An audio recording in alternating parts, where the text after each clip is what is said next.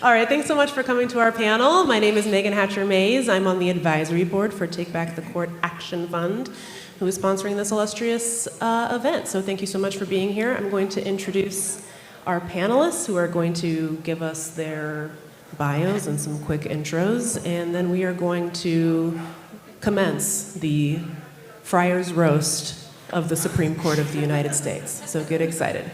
All the way down to the right, we have Jameson Foser from Take Back the Court Action Fund as well, Brian Beutler from Off Message, Paul Waldman from the Cross Section, and my friend Stasha Rhodes from United for Democracy.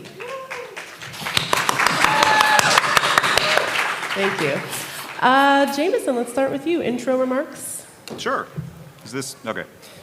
So I'm Jameson. As Megan said, I'm an advisor at Take Back the Court. And for those of you who are not familiar with the Take Back the Court Action Fund, sorry, we exist for one reason, and that's that the Republican supermajority on the Supreme Court is waging a war on the basic freedoms and well-being of the American people and on democracy itself.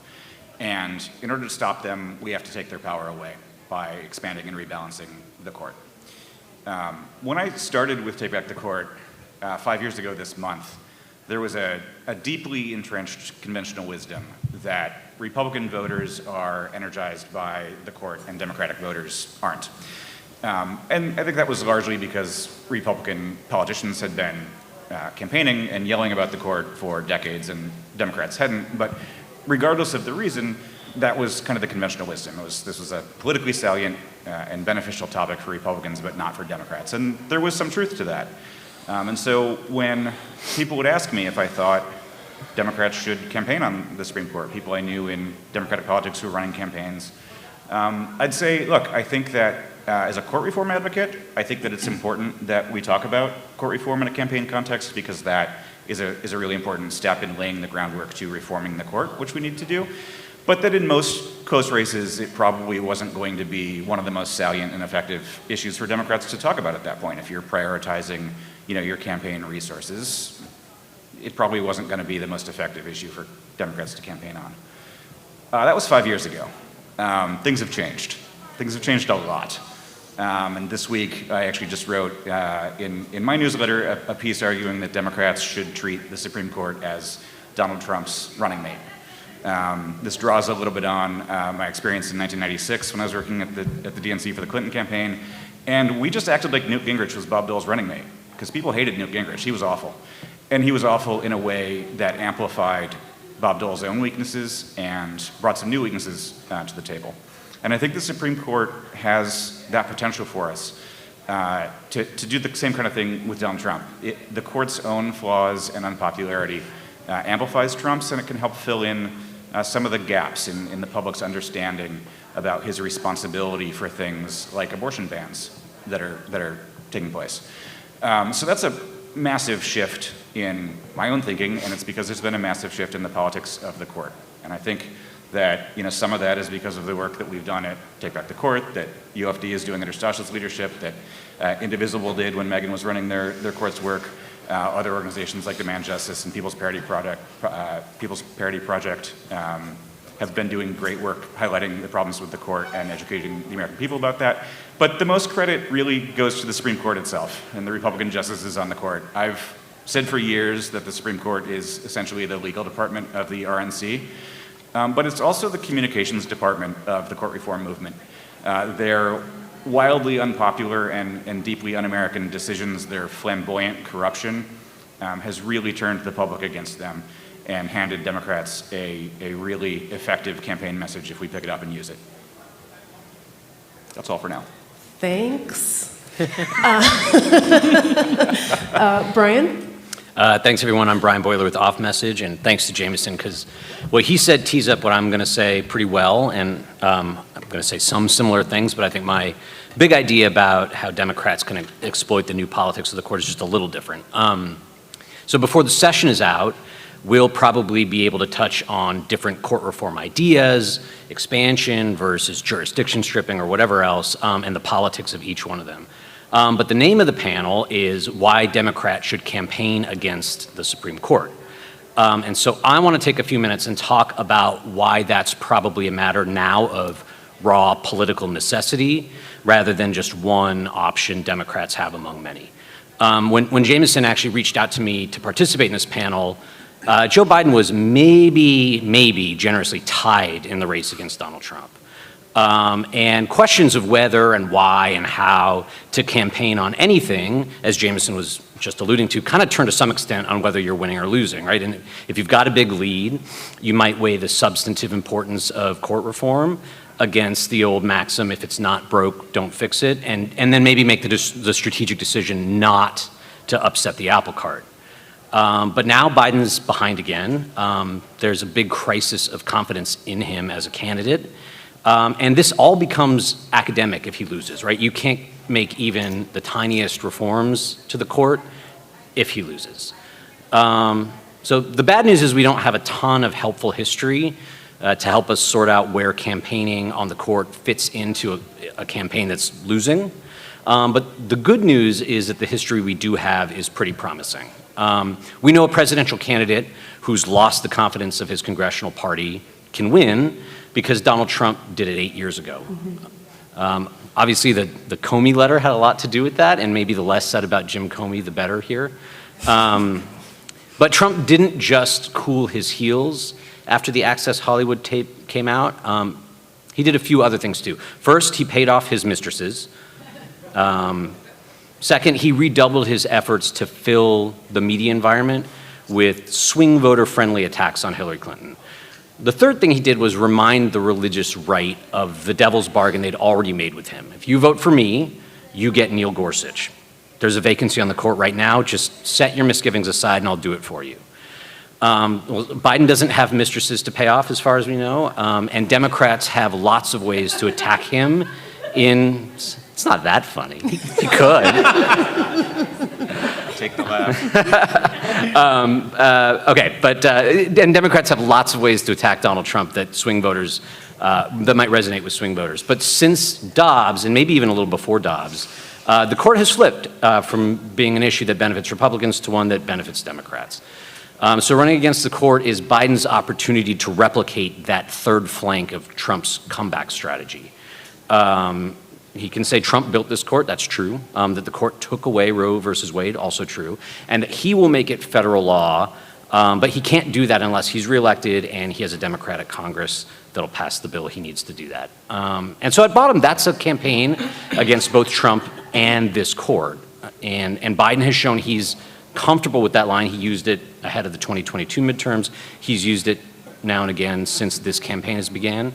And if he remains determined to stay in the race, I think it will transform into the most powerful rhetorical tool he has to remobilize his base, which is now demoralized. Thanks, Brian. Paul?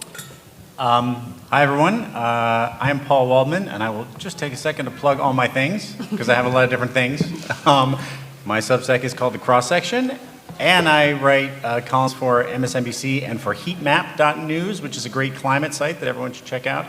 And I do a podcast with my sister called Boundary Issues. When I talk about the Supreme Court, I tend to get very worked up and angry and start talking very fast. I will try to keep a lid on that. But it's hard not to. I look back at some of the stuff I've written in the past. In 2016, 8 years ago, I wrote a piece for the Washington Post where I was then a columnist saying, that was titled something like why Democrats need to make the Supreme Court a big issue in this year's election. And 4 years later in 2020, I wrote another piece with virtually the same title, urging Democrats to make the Supreme Court a big issue in that year's election. It didn't happen. As JMO said, things have changed now, and Dobbs has basically kind of opened up a conversation with regular people, I think, in a way that it hadn't been. I mean, the Supreme Court it can be hard to communicate to normies who don't think a lot about politics why it is political and why it is so important. They just see it as kind of, a bunch of people who are judges who make decisions on these kind of arcane issues that are difficult to understand, and their judgments have this kind of weight of authority that doesn't really come into question in the political realm.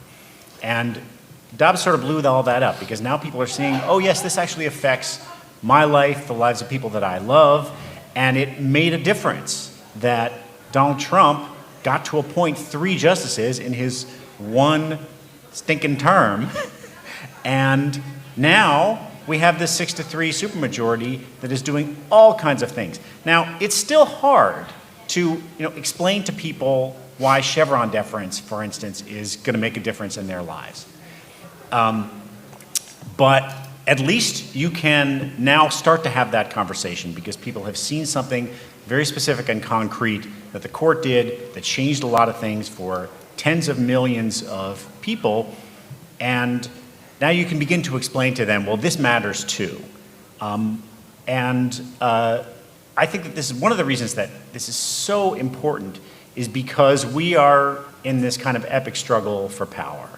And the Supreme Court has, especially in this last term, just taken for itself extraordinary power away from the democratically elected branches, both Congress and the presidency when they choose to, i.e. when there's a Democrat in the White House, that they have said, we are going to be the ones who decide on all of these policy questions. We're going to be the ones who decide whether or not people can buy certain kinds of guns. We're going to be the ones who decide whether or not you're allowed to have clean air and clean water. We are going to be the ones who make all of these decisions, even down to the most minute things, if we decide that we don't like what the other 2 branches have done. And they are the people who are least able to make those decisions.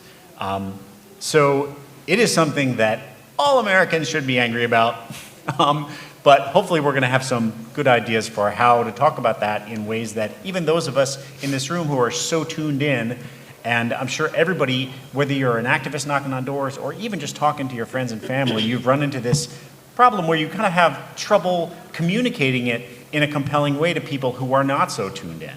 And I hope we can kind of break through that in ways that are useful for people. I didn't know we were bringing our ideas. I thought we were just bringing our frustrations to this panel, because that's really all I had. That's the starting point. This is a catharsis, yes.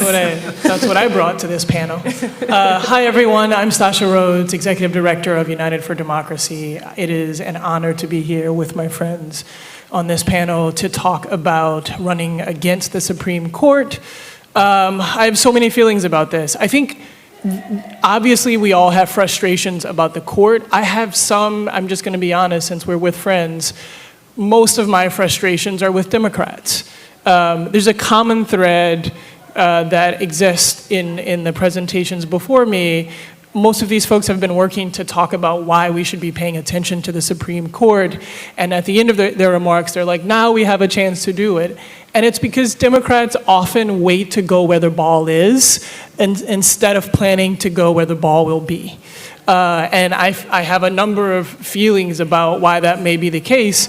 But I think for this particular piece, one important thing is that we are also afraid of capturing power. And apparently that word has been a dirty word for Democrats, but it shouldn't be, because capturing power is the only way we will be able to deliver for the people we care most about and for all of us. And so thank you. We launched United for Democracy a year ago with 140 organizations are members. They all work on a number of different issues, so repro, climate, the economy, a number of different pieces, with the idea that we have got to show everyday folks, I hate that term, but go with me for now, outside of our political elite circles, that the Supreme Court is a power center for all the issues that they care about. And so we have to be able to sort of take that message outside of Washington and on to kitchen tables across America if we're ever going to make this a real issue for us. The right, as we all know, has executed a 40-year strategy to capture our federal courts. And a key part of their strategy has been to communicate to their base that the Supreme Court is the place that will deliver for them on those issues, right? So their voters know that if you want to protect babies, then the Supreme Court's the place. If you're going to protect traditional marriage, the Supreme Court's the place. We've not done that, and I think even worse, we've sort of held the Supreme Court in this wonderful, respectable place off to the right or left or in the middle, hoping to protect all the things that we care about. And that's just not the case. That's not what the Supreme Court is or really has been.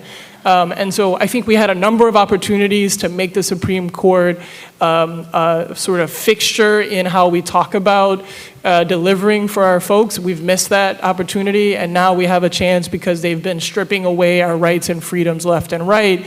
And I think Dobbs opened the door for us to say, yes, that sucks, but also they're coming for climate change, gun violence prevention, the economy, and a number of things. And as Paul mentioned, they are taking power away from the other branches. Right before our eyes, while we sort of argue about culture wars, they are changing the rules and being able to strip away the progress that we've been able to make. And so as hard as that is and as dark as that may sound, I do feel like we now have an opportunity because people are paying attention. And I will say this is a surprise, and I don't mean this in a negative way. Some people are not excited about the Biden presidency. And they need something else to vote for. And we've been saying that democracy is our candidate. And in order to sort of save democracy, we will need to be able to run on why we have to fix this court, and we cannot allow Donald Trump to appoint another justice. And I think we have an opportunity to do that. So I'm excited. I hope I bring more than my frustration to this panel too. Thanks, Sasha. We're going to get into some questions, but first I just wanted, again, to reiterate, we just wrapped up this disastrous Supreme Court term with rulings on everything from workers' rights to abortion, guns, and this wide-ranging ruling in a case called Relentless, which both Stasha and Paul have mentioned that could, very well likely will, permanently kneecap the federal government's ability to regulate corporate fraudsters, unscrupulous bosses, clean water and clean air. I don't know if you all are interested in those things. If anyone drinks water here, let me know. Guns and a whole lot more. But you may not have heard it framed as a particularly disastrous Supreme Court term because in some of these cases the court didn't reach the most extreme possible outcome. And when that happens, the press just jumps at the chance to be like, yay, you're not as bad as everyone thinks. And they get really overly congratulatory that the court moderated itself. So, for example, in the Idaho abortion ban case, the court ultimately dismissed this case as improvidently granted and allowed a lower court ruling that put the ban on pause to go into effect. This is not a good result. And in fact, Alito in his dissent said, we're just waiting for a more politically opportune time for this case. If you don't believe me, you can look it up. He said that. He's basically inviting a future challenge, just like this one, except when Trump is president would be ideal for them. But the press presented this as a victory for abortion rights because it wasn't the worst possible thing that could happen. And so the press is running kind of interference almost for the court, trying to uphold it as this nonpartisan institution. Not every member of the press, but some, the established press in particular. Fortunately, what we're seeing is that American voters are seeing the court for what it is. It's a deeply flawed, very right-wing institution that is ruled by this MAGA faction who will really stop at nothing to roll back our fundamental rights. They've already done it, and they're going to continue to do it. They're telling us in black and white, in paper, that they want to do more, but they just need a better political environment to do it. And they're being supported in this effort by the same people who support Donald Trump's campaign, these billionaires who then lavish them with these great rewards for having done their bidding. So they get to go on cool boat trips and private jets and drink fancy wine, and they get to be in paintings, which is so cool. It's just a gratuity. Yeah, it's just a commonplace billion-dollar gratuity. That, by the way, they also ruled this term that bribery is fine. Not a joke. So voters are seeing this, but Democrats don't seem to want to do anything about it, to Stasha's point. I don't know if you're aware of this, but Democrats actually hold the gavel in the Senate. Did you guys know this? Are you seeing this? No, I didn't know. I wasn't aware. The Judiciary Committee has the ability to hold these justices accountable, but Dick Durbin, for many of his own reasons that I don't understand, doesn't want to do it. So the question on the table today here at this panel, today's panel is about the danger that the court poses, the politics surrounding the court, and why Democrats should campaign against it, because it is a waking nightmare that we all live with every day. So let's start. I will start with you, Stasha. How are activists and the public at large reacting to what the Supreme Court is doing, and what does that tell us about whether and how Democrats should pursue the court as a campaign issue?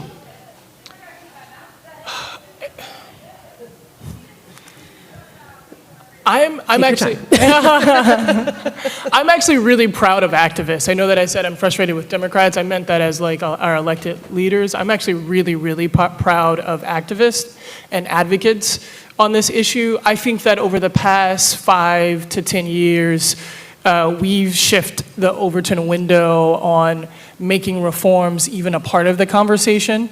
And so the fact that we are seriously talking about things like court expansion and term limits and ethics is due because of, in part, the court's bad, but also because advocates have been really pushing the needle on this and talking about how we have to reform the court. I don't want to understate that, though. I think it's important for people to know that narrative change is how you change policy, and being able to change the conversation is core to making things possible.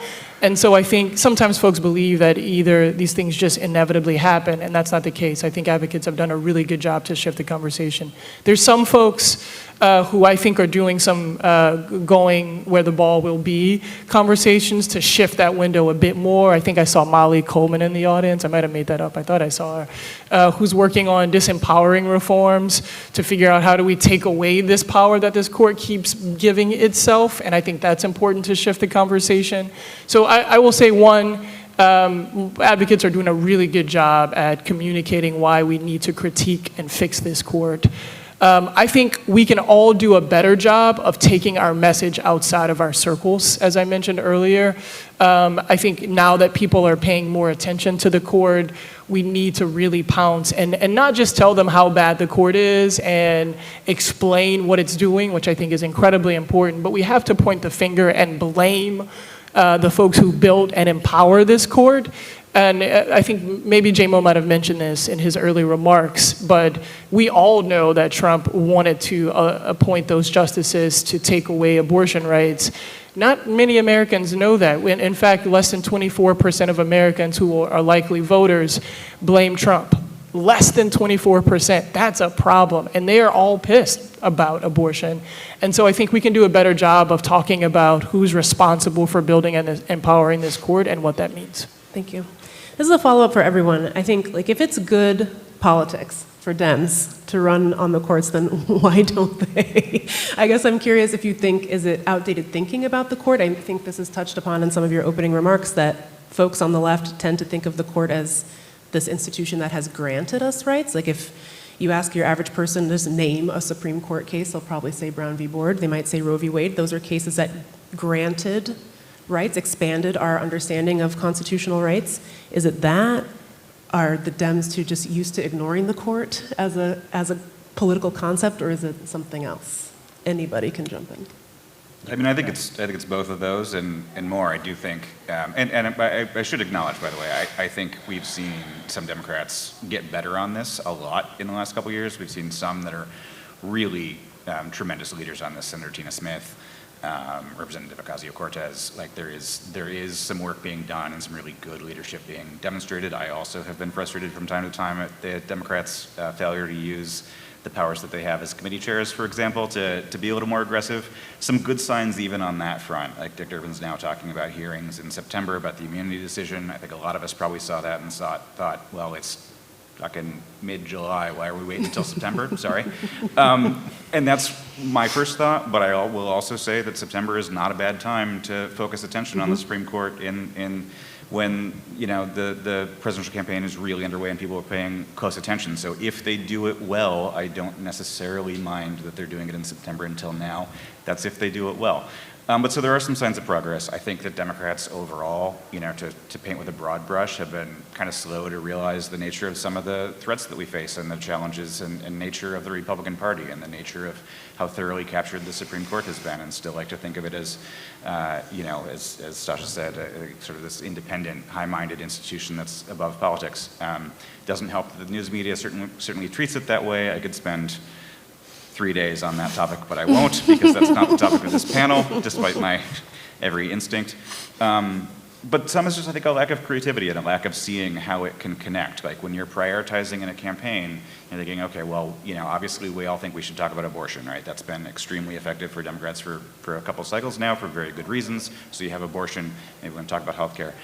They haven't made the connection to the Supreme Court isn't something that takes away from those issues, it's additive.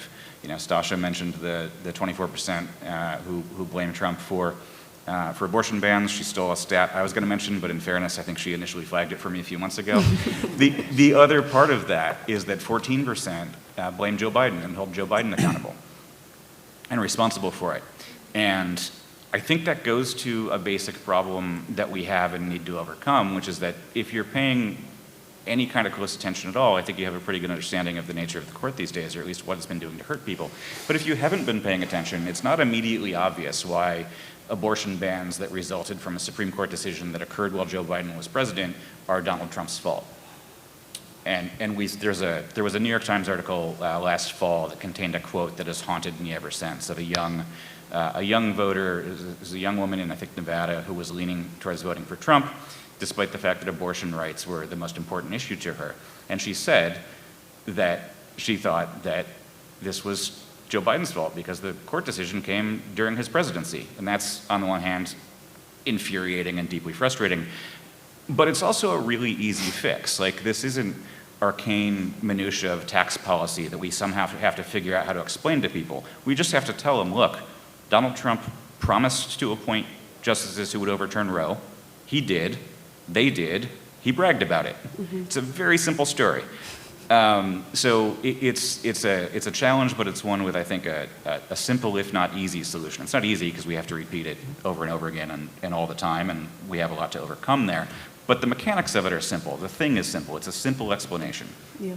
Can I add one thing about why Yes. I think Democrats are squeamish about court reform versus other ideas kind of peripheral to the court?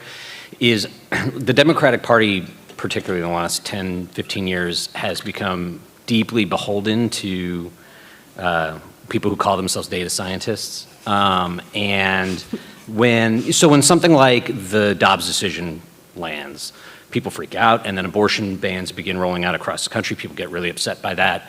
Democrats poll the environment. They find that restoring reproductive rights is popular, but if they poll court reform, less popular, and it's definitely something that gets Republican voters invested in stopping the court reformers. So when court reform comes up as an idea, the leadership in the party says we should stick with the popular ideas and we should protect our frontline members by not defining ourselves by the more radical idea. And there's a surface level logic to it, but it doesn't really work one-to-one, right? Like when Republicans put forth a budget that says we want to privatize Medicare or we want to repeal the Affordable Care Act, Democrats find that's really unpopular, they go out and run against it, and then they still lose the election. It's when Republicans actually set about trying to repeal the Affordable Care Act, people wake up, and suddenly the Affordable Care Act itself becomes popular, efforts to save it become popular, and the party can unify and actually do the right thing, right? Protect the Affordable Care Act, don't negotiate to weaken it in any way. And I think that with the Supreme Court behaving the way it is, they can fast forward 20 years. It doesn't have to be like the filibuster where it took 20 years to get the party in line for filibuster reform. You can just wait for the Supreme Court's next decision, right? If Democrats codify Roe v. Wade, I think it's better than even odds that the Supreme Court will say that law is unconstitutional. Mm-hmm. And then what are you going to do? Then you have to have the conversation about reforming the court. And then you have to ideally get the leadership in the Democratic Party to stop shutting the conversation down just because it doesn't poll quite at 60% yet. You want them to calm the jitters of the frontline members who are worried about this controversial issue so that there's space for it if and when the Supreme Court says you can't have reproductive rights even if a supermajority in Congress says you can. Normally I would say that I fear this will take 2 decades, but because the court is so unhinged, I think that if you have a Democratic trifecta and the court doesn't reverse itself in some way, that we could speed up that process quickly. If I could add just please. a couple things. First of all, I think that a lot of liberals are still captive to an idea that was never true and is certainly outdated, which is that too many people believe that the Supreme Court is fundamentally an institution that is kind of liberal. It protects people's rights, including minority rights. That has never been true. It has always, throughout American history, been an institution that protects the powerful. And there was this little window of time, maybe between Brown v. Board and Roe v. Wade, when they were doing some good stuff. But even if you think that was the primary where it was at that point, it has always been an institution that protects the powerful, and now it is a deeply reactionary institution. And I just want to say one other thing. I love the metaphor Stasha used of going where the ball is. This is something that Republicans understood. It enabled them to create one of the most extraordinary political successes in American history, which is that back in the 1980s, they had a realization that if we can get the courts, especially the Supreme Court, that's the truest center of power. Because not only do they have more power to overrule the other two branches than the other two branches have over them, but when you get it, you can hold it for decades. There's not going to be an election in 4 years. You can hold it for 10 years, 20 years, 30 years, and they set about in a very methodical way to say, it doesn't matter for us if this takes us 30 years to capture the courts. We're going to do it. We're going to invest our money and our time and get everybody on our side to agree that this is a goal that we need to accomplish. And it did take them 30 years. But guess what? Now we're seeing the results. And I think, to what Brian said, oftentimes Democrats get so focused on this latest poll says that we need to focus on this kitchen table issue, and that pushes everything else aside. And these really long-term things that will ultimately make the biggest difference just get shunted to next election, next election, next election. And so it's important for liberals, especially the activist base, because that's where it's going to come from, to make sure that they are thinking about that long-term and what is going to make the biggest difference over the course of decades. I'm so sorry. Please. I was going to be quiet, No, but no, Paul's please. good points, I just want to say quick. This is the roast of the Supreme Court. Please continue. Paul made I think amazing points about everyone did, but the point that I just have been trying to beat the drum on about making sure that we are not constantly moved by cycle and not letting electoral cycles dictate what our action plans are. And I think this sort of meets another point that I think I want us to be better about is we don't all have to be doing the same things, right? So some people can be focused on the long term. Some folks can be really focused on how do we win. We have to be. How do we win elections? Some people have to be able to talk to the political elite. Some people have to talk. We don't all have to do the same things. But I think when we are pressuring our friends and other peer organizations that, aren't you doing this? Didn't you hear? We should drop everything that you were planning for 30 years down the road because that's not important right now. Trump's the nominee. And I think we have to be better. They are not moved by short-term wins or losses. They plan and then 30 years reap the benefits, and they're happy about that. And so I just think not to celebrate them, but I think we can learn some of those lessons. I think that's right. This kind of leads me to my next question. I guess I just feel like there's a lot, there seems to be this kind of conflation that, court reforms aren't popular, so we shouldn't talk about the court at all, which I think is an incorrect conclusion to come to, right? Where actually the court is deeply unpopular. I think this is the least popular the court has ever been since people started polling it, which is really saying something because they've sucked for a really long time, as Paul mentioned. And I just wonder, because some of the messages that we've seen resonating is people across the board really hate when people in power abuse that power. Yeah. And this anti-corruption messaging against the court actually pulls even better than when you tell people that the court is responsible for overturning Roe v. Wade. People hate that shit. They hate when somebody very powerful gets a free boat ride to Alaska or whatever it was, right? And yet there continues to be this fear to kind of make that connection in people's minds and voters' minds about the court that does this stuff, who influences the court, and who rewards them when they do it.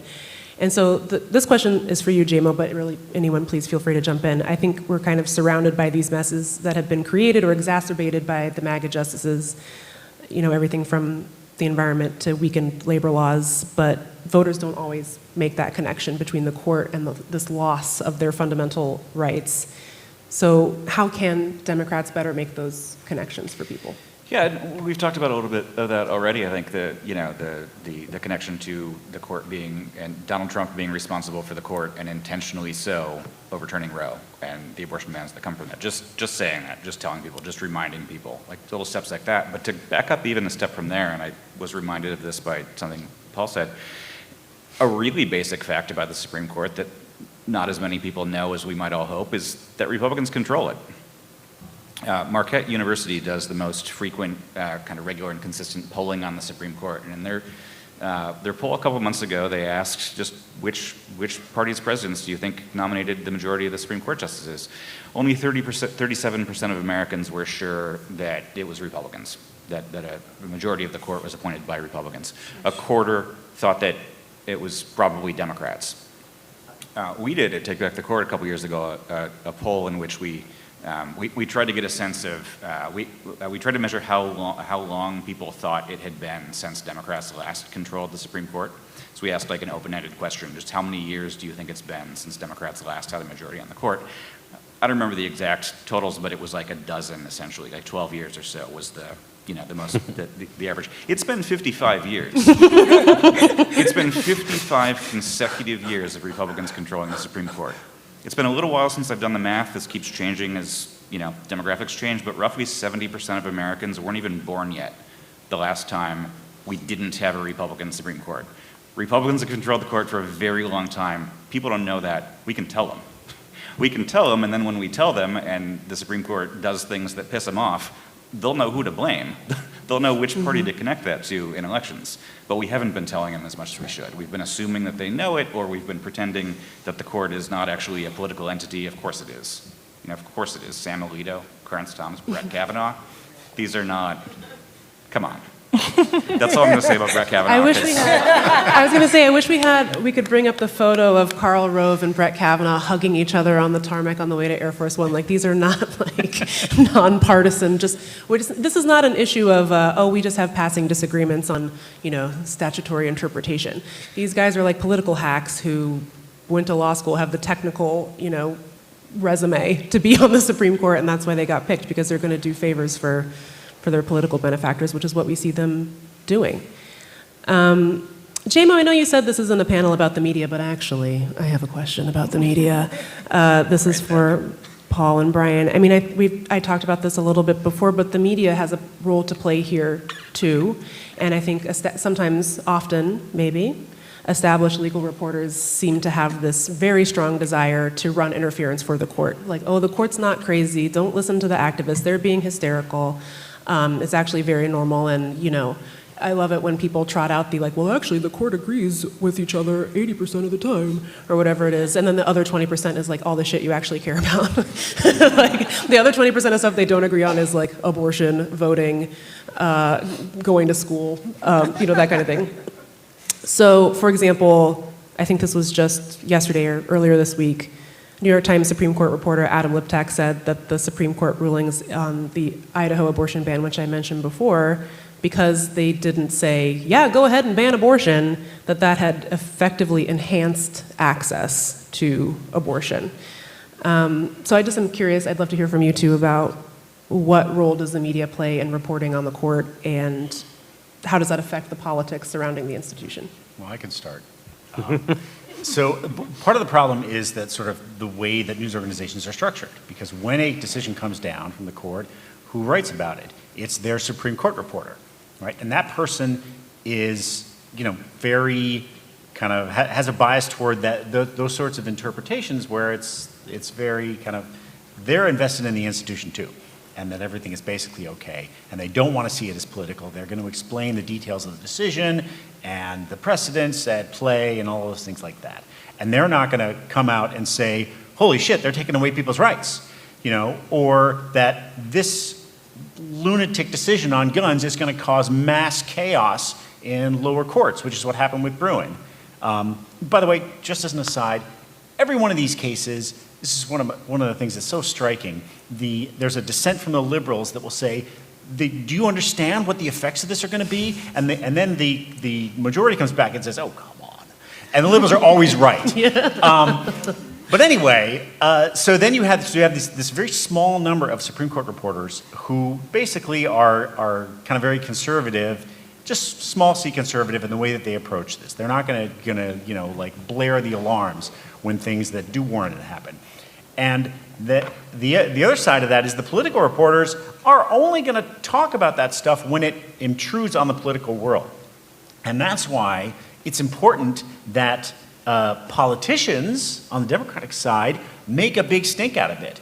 When, whoever it is, Hakeem Jeffries comes out and says, this is a 5-alarm fire, then the political reporters who cover him are going to talk about it. And so that's why it's important to make sure that the people who are the political people who are getting covered by a different body of reporters who will just kind of repeat what they say to a certain extent, that those people raise the alarms too. Yeah, I'm going to second a lot of what you said, but sometimes I feel like reporting on politics in the United States would be better if big news outlets brought their foreign desk reporters in to coach them a little bit on what they would write about if what's happening in the United States was happening somewhere else, right? If a foreign Democratic leader tried to overturn an election to stay in power and then ran for office again, and then 3 Supreme Court justices that leader appointed said, no, you can't try this former president before the next election, I think the foreign desk would say that is the continuation of a coup. That is continuing to happen. It's not 6 jurists disagreeing with 3 others about what presidential powers are. It's they're helping him avoid accountability for trying to overthrow the government. And so in that sense, it's really like we can't make the media better. The media has to make itself better. And maybe we can just write media criticism about it, and eventually they'll listen. But I really do want to echo what Paul said about how political reporters respond to what lawmakers and other influential people do. They don't necessarily have really great radars for understanding what's important. They can be made to treat something as scandalous by observing how the people involved act. And if Elena Kagan had taken $2 million in gifts from George Soros, I think there'd be some hearings in the House of Representatives about it. Yep. Subpoenas, all of that. And if I think it would change a lot of the coverage if people like Chuck Schumer and Dick Durbin, they don't even need to come out and say, we're going to expand the court if we win the election and turn it into this big controversy, but they can say there's going to have to be a reckoning for the Scalia seat and for the Ginsburg seat and for Dobbs. We don't know what it's going to look like yet, but we are not just going to take those kicks to the teeth over and over and over again and not do anything about it. And saying that would motivate reporters to cover it as like a live controversy. And separately, it would, the people who support them or whose votes they're counting on be like, okay, at least you get that there's something that has to be done here. And in my experience, Democrats, as unresponsive as they are to criticism and pressure, are more responsive than the press, so. And can I hop in there just 1 second to follow up on something Brian said, and also, Megan just said the word subpoenas, which is one of my favorite words, when directed in a certain direction. To circle back, Megan, to your question earlier about like why aren't Democrats doing more? Why aren't they more aggressive? I think the subpoena question is a good thing to focus on there for a second. And one reason we talked about a little bit about earlier is I don't think they've been fast enough to understand the nature of what's going on. But another is I think they don't like to lose fights. And I think that they know that if they issue subpoenas, which they've done in some cases, Harlan Crow or whoever, Clarence Thomas certainly, if they subpoena Clarence Thomas or Ginny Thomas, they're not going to comply with it. And they can try to enforce it. They can try to hold them in contempt of Congress. It's going to end up in, if anything ends up in the Supreme Court, we know how they're going to rule. Bottom line is they're not going to successfully drag Clarence Thomas in to testify, and they're not going to send him to prison. It's not going to happen. And so they don't want to pick that fight because they'll lose it. And they think they'll look weak. And I think they look weak by not picking it. Correct. I think that picking it I think when they pick that fight, they make it a high-profile fight, and everybody in America can see which party it is that wants to let a Supreme Court justice who is jetting around the world on a private jet that he's not disclosing, paid for by billionaires who have interest in cases before the court, like which party it is that's shielding that guy from accountability. That's right. And so you lost the short-term fight because you didn't successfully get him in to testify, and he's not in prison for contempt of Congress, but you won a longer fight. You demonstrated to the American people how corrupt this guy is and how corrupt the party is that put him in place and keeps him in place. That's right. I have an example of this I think was pretty successful. It wasn't a perfect messaging opportunity because Joe Manchin and Kyrsten Sinema are annoying. But Democrats picked a fight on the For the People Act, too, the same thing, because they knew every single Republican would vote against it, and they knew they were going to lose, but they did it anyway, because it's worth having that message point of every single Republican voted against our democracy today. Right. And when it comes to subpoenas, that theoretically could end up on a floor vote, too. Every single Republican voting to protect these corrupt Right. people who are taking money to rule in certain ways, who are taking gifts as rewards for taking away our fundamental rights, that's a fight worth picking, so I'm glad that you brought that up. I have one last question, and I think we can take questions from you all if you have any. I think we've decided that Democrats should campaign against the court, so good job. We won. But I have a question about specific reforms, and it's this. I guess it depends on what day you catch me. Some days I wake up and I think there's all these reforms we could do, and if you did all these things, then the court would work, and I could be at peace at long last. My mind would be like a rainbow and a unicorn inside, instead of like a bog of despair, which it is now. And then some days I wake up and I think, but why are my rights dependent on who sits on the Supreme Court? Why is that? So the only way that I can have my fundamental rights is if at least 5 people who are nice decide that I get to have them. No, that doesn't make any sense either, does it? Should we just abolish the Supreme Court? Maybe we don't reform it. Maybe we get rid of it. Some days I wake up and I think, was Marbury wrongly decided? You know? Why do these people even have a review over congressionally passed, democratically elected people's laws? Like, that's crazy. So I think the question is, okay, we've all decided Democrats should campaign against the courts. Well done.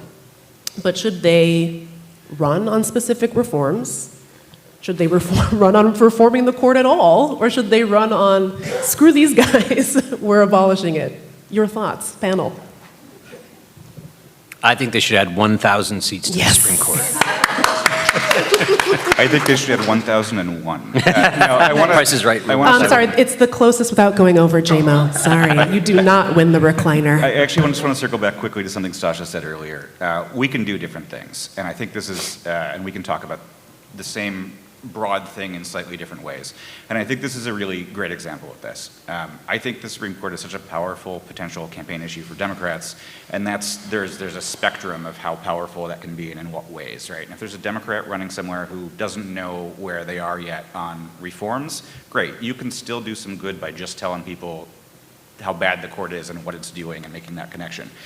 If there is a Democrat who's ready to embrace or has a reform agenda, like that adds some strength to it because people will see you're taking this problem seriously. You have solutions that are sufficient to the scale of the problem. I think that is a better approach in many cases. You know, expansion, which I'm for, it's and for a lot of reforms actually, but expansion is sort of a necessary first one.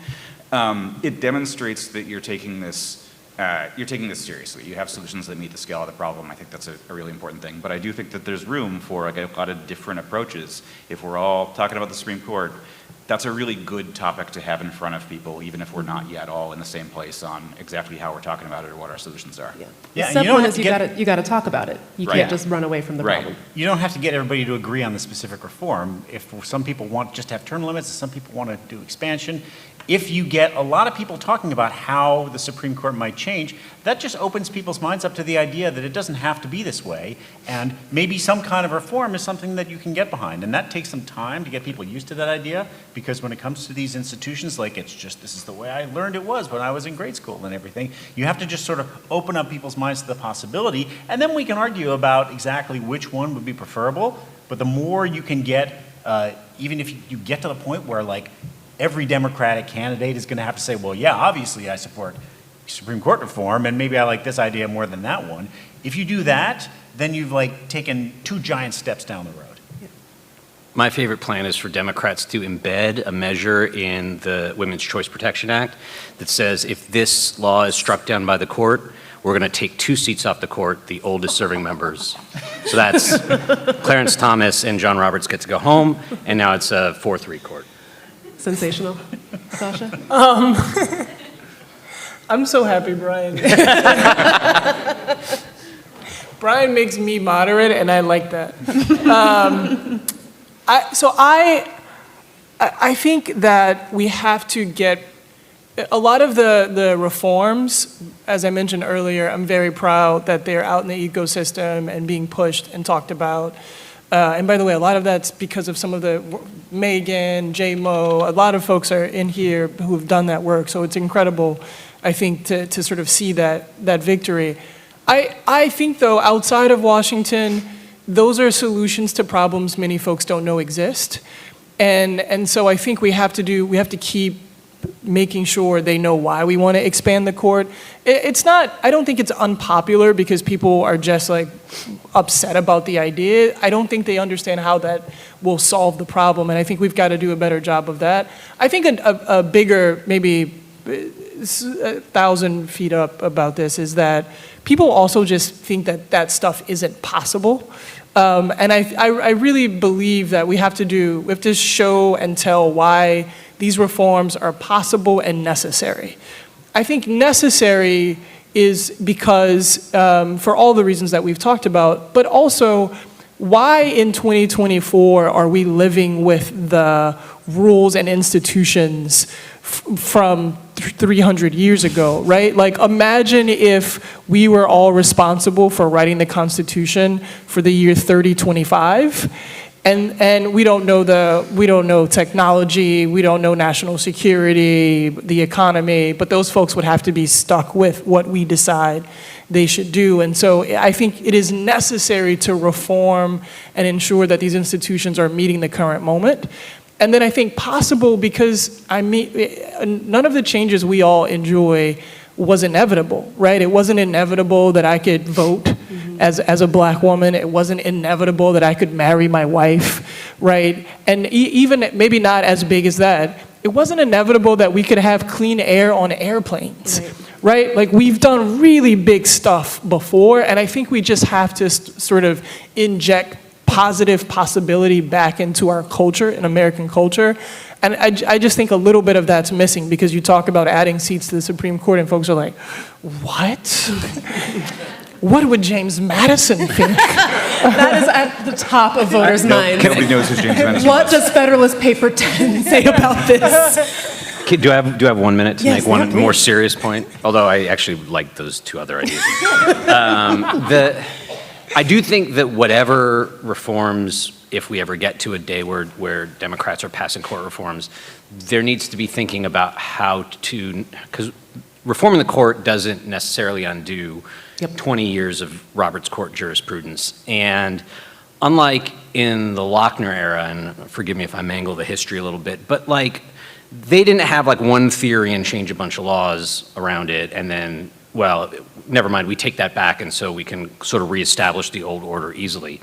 They made up a new jurisprudence on voting rights, they made up a new jurisprudence on gun rights, they made up a new jurisprudence on executive power, and none of it coheres, right? It's just, any port in the storm. Whatever they decided they needed Republicans to do or wanted Republicans to have, that's what they did. And so you can take seats away or you can add seats, you can rebalance the court and make it more representative of the country, but then you have, and now what?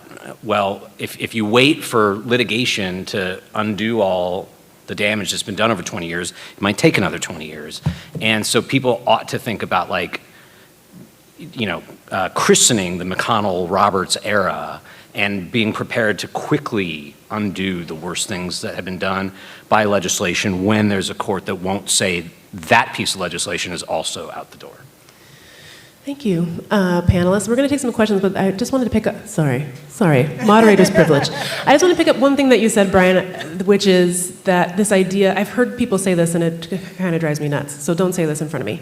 But this idea that's like, oh, the court did this thing that, kneecap federal regulations, that could be good, right? If Trump wins again and he tries to wield the federal agencies to do harm to people, to women, immigrants, whoever it might be, then the court will restrain Trump's worst impulses, right? Because they issued this ruling that says Joe Biden's federal agencies aren't allowed to do anything.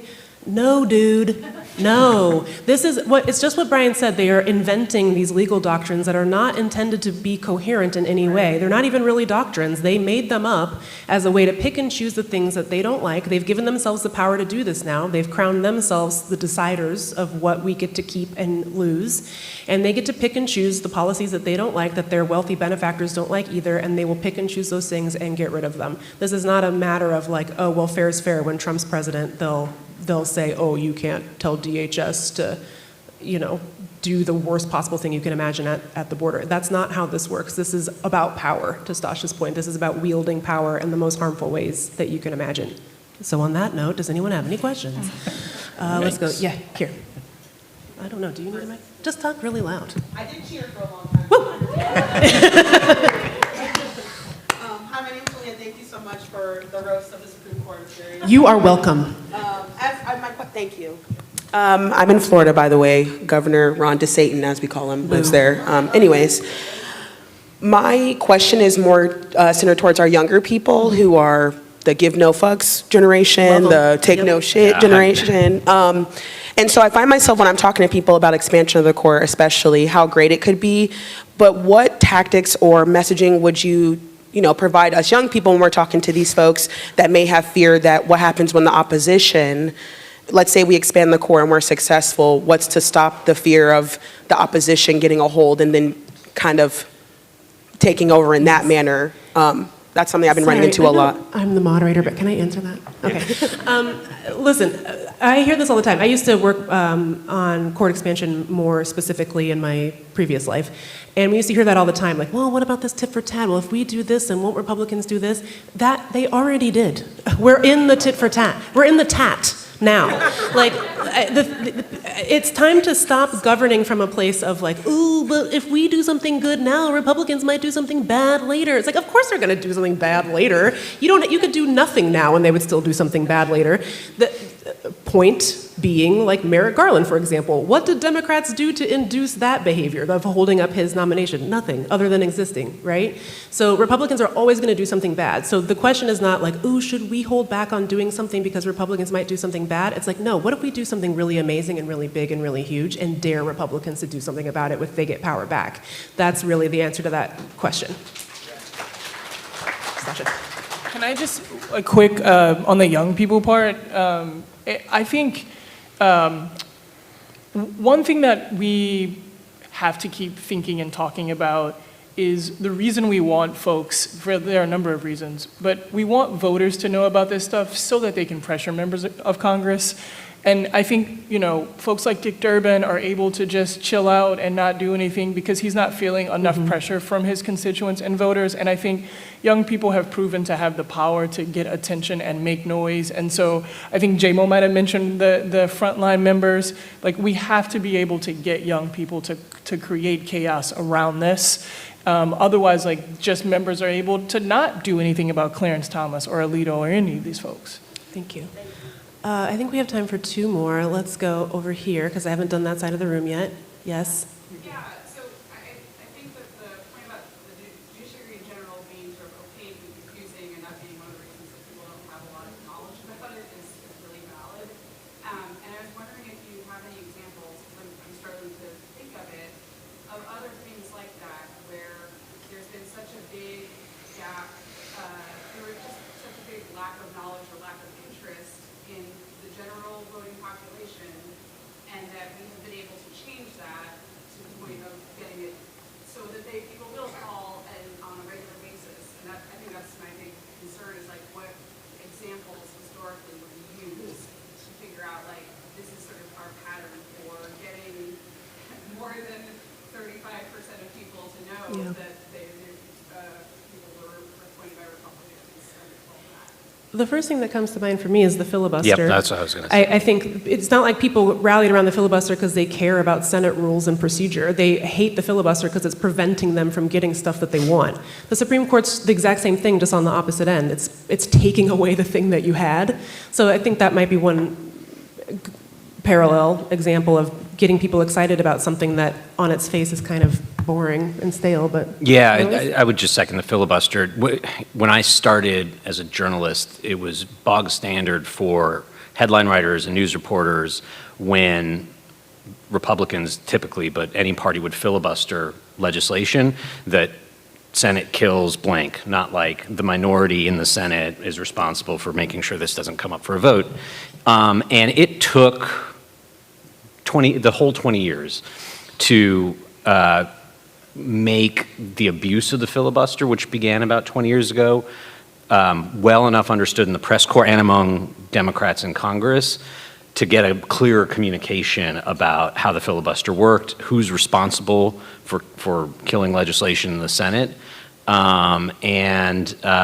It's just not like a very hopeful, like it makes it seem like it's going to take a similar amount of time to get people's heads to connect Supreme Court rulings with consequences, with the asterisk being that I think Dobbs and whatever happens to a future Dobbs or Roe codification bill might speed that up a little bit. Yeah, I'm sorry, I'll just very quickly say, I think a lot of people, a ton of people do care about the Supreme Court. They just haven't, a lot of them haven't yet made the connection to a party and to what they can do about it. And so we don't have to like convince them to understand this arcane thing. We just have to tell them, hey, look, this is the Republican Party, and here's something we can do about it.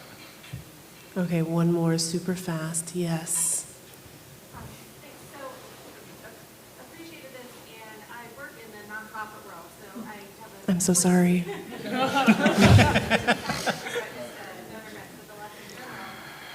disagree a little bit with Sasha about that activist community, because I've been disappointed. I think the groups that work on the Supreme Court have done an amazing job, but the left and activist community as a whole hasn't really embraced the work that needs to be done on it. And a case in point is that, like, they're showing their protests in the street and ready to go when the community decision came down. And even within the recent rulings against federal action, I've been in a number of meetings where it's really challenging for nonprofit groups to really take it seriously, activist groups, and figure out how to talk about it because it's not our lane or we don't have the exact right thing that we want to tell everybody to do. And so even just being the messaging out about how dangerous this is in the Supreme Court has been to all of the work that we've done and been challenging.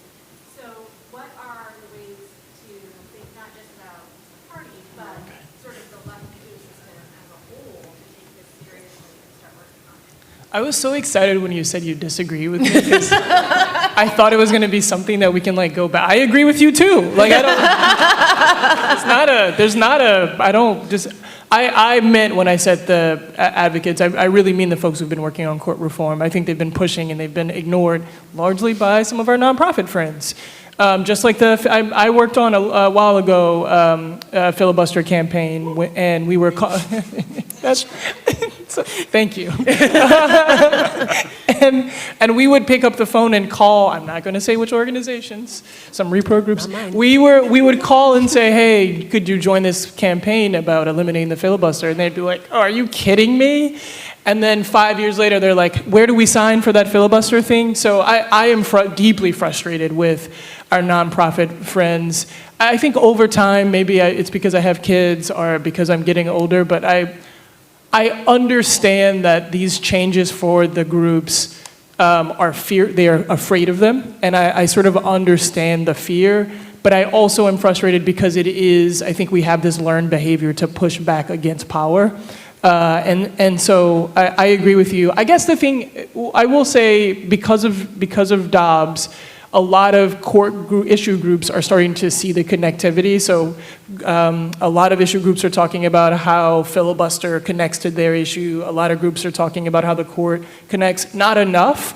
And I often say that we have to organize our allies, that we have to have a persuasion campaign with our allies. So I agree with you too. I'll just add one thing. I hope you're not implying that it's difficult to get the left to act in unison. No, but seriously, like, People who've been around for a while, don't know if you know this, JMO and I worked at Media Matters for America together 15, 20 years ago.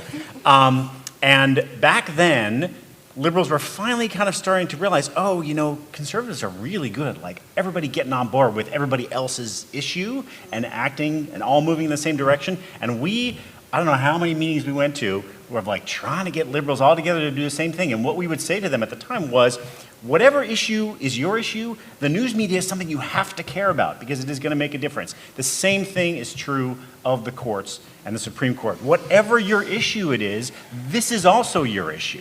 And so everybody, no matter what they do, whether it's in guns or the environment or labor rights or whatever it is, this is something that is going to determine whether or not you make the progress that you need to see.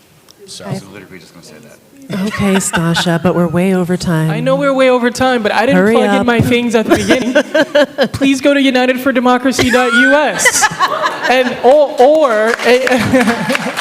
or even better, the amazing Jen Mandelblatt's here, Yes. where you've probably seen her name in all the emails, and she runs the show. And so reach out to her if you're interested on how to get involved and help us make noise about the court. Thank you. one On that on that. note, we're Take back wrapping the her court. up. You can find all their websites in the booklet. Thank you, everybody, and thank you to our panelists. We'll stick around for more questions. Thank you.